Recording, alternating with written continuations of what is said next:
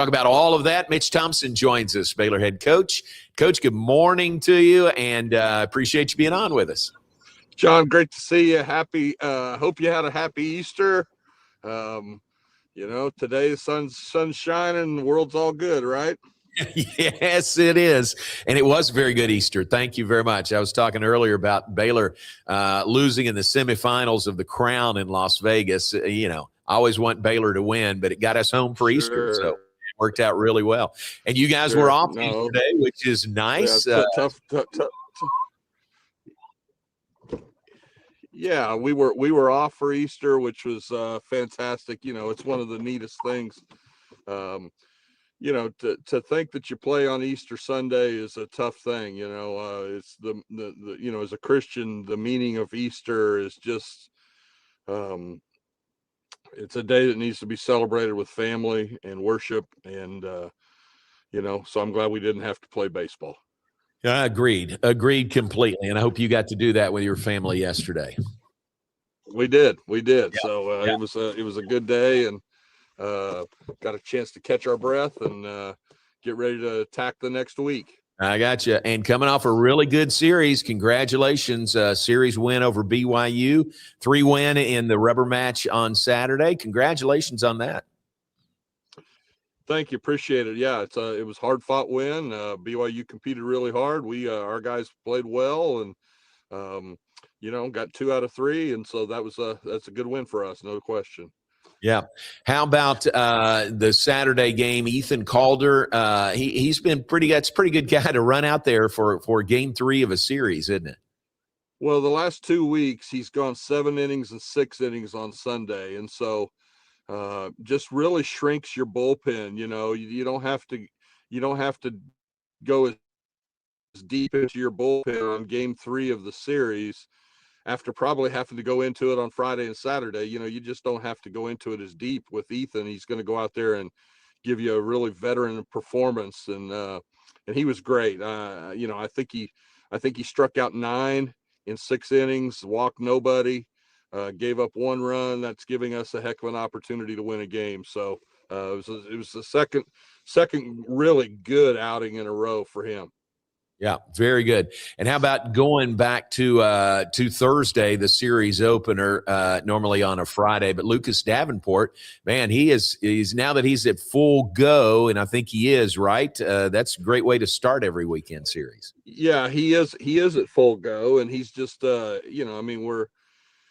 we're at 100 pitches. We can go to 100, whatever we feel like. And, typically we're going to get guys out after that anyhow, just because it's just the safe thing for them and the best thing for our team. But Lucas is a big, strong, physical dude. He's throwing the ball incredibly well. He's given us a heck of a chance on Fridays.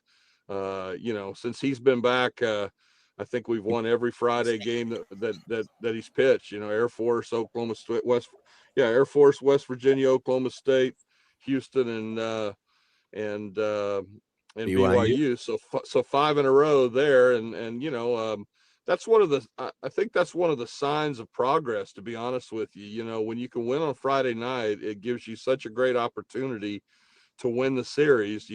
You're playing Saturday and Sunday to win 1 game, and if you can pull that off on Saturday, then you're trying to sweep on Sunday. And so. The Friday night win is a huge deal, and Lucas has given us that opportunity here recently, and he's throwing the ball incredibly well. Keeps getting better and better in my book. I think he's getting better every time that I see him out there, and I hope it continues, because if he keeps ticking it up a little bit, then look out for sure. So good for him. Absolutely. Really good. And how about Travis Sanders, top of the lineup? He's got that on-base streak. Continues now 34 straight games he's reached base going back to last year. You know what? Really consistent, right? I mean, the consistency that he goes about it, offensively, he gives us a threat at the top of the lineup. He can take the ball out of the yard. He can hit the ball out of the yard opposite field. And when he really buckles down, he will have some of the most high leverage at bats that he just grinds them out, and maybe finishes with a walk or a hit but I mean, 8, 10, 12 pitch at bats, foul and pitch off. So he's really doing a nice job, especially at the top of the order for us. And then defensively, seriously, every time you go watch him play again, you're getting a chance to see some things. We saw 2 plays here this Saturday in game 3 that were off the chart good from him, And last week at U of H, I mean, he put on a clinic, and it was the type of thing that, the opposing team and the opposing coaches. I've had multiple opposing coaches come up to me and go, "Man, he's the best shortstop we played all year." Wow. And so, he's doing a great job. We're proud of Travis and how he's going about his business too. And that follows Tyreek Kemp, who had a terrific year, especially defensively at shortstop for you guys. What was it that made you feel like that you could move Travis from second base to short and he'd be able to perform? Well, he was always a shortstop in high school. I mean, and, drafted out of high school as a shortstop. So, moving him to second was just because Tyreek was so good. It wasn't, he was always our number 2 option there at shortstop last year. And so we knew he could do that. But so when we moved on this year, there was no question in our mind that he could step in there and provide us some leadership as we recruited some younger guys to come in and be, that are middle infielders too. A Brighton Clements would be a redshirt freshman this year, and Brighton's proved to be a very valuable player. And we're currently in the process. We've got some other freshmen that are here, TJ Woodson and some other guys that we have high hopes for in the future, but they weren't not quite ready for that spot yet. They need a little time, they need a little development, and Travis, we knew that Travis would give us that, being the upperclassman that he is. Man, and he has given you that and more. It's fun to watch. Mitch, sitting right now, you near, I guess this weekend you'll reach the midpoint, right, of the conference schedule. Are you an NCAA tournament team right now? If the tournament started today?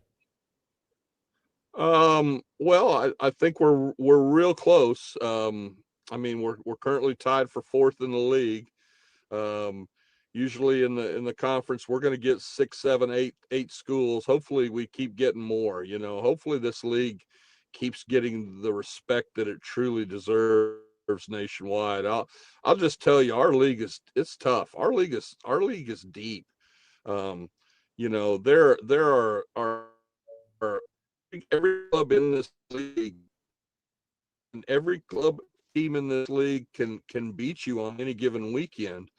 So hopefully we're working at getting 6, 7, 8, 9 teams in the NCAA tournament. And right now we're tied for 4th in the league with an RPI, I think 42 or 43, somewhere like that. Our RPI actually went down this weekend, and we won 2 out of 3, for crying out loud. So really, we'll just, it's just funny how it works sometimes. But we've got plenty of opportunity ahead of us to continue to win games and beat talented teams.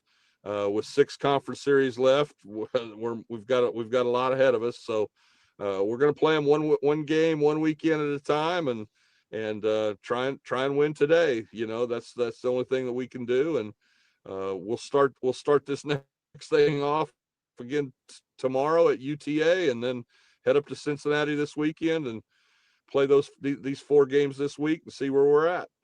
Yeah.